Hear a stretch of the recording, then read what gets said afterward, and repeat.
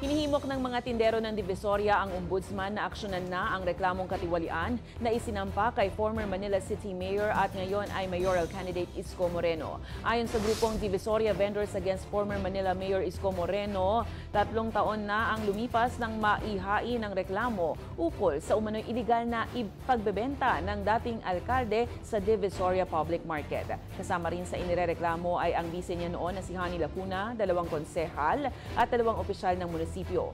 Nagugat ang issue sa pagbebenta ng naturang palengke kahit hindi umano nag-issue ng pre-qualification standards sa mga nais bumili nito. Kung sino pa po yung mga inaasahan natin na magtatanggol at kakalinga sa atin, especially during the time pandemic po, sila pa po yung nag-traitor sa amin.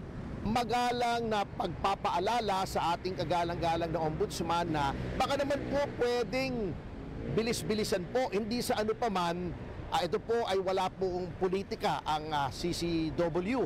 Kami po ay anti-crime watchdog.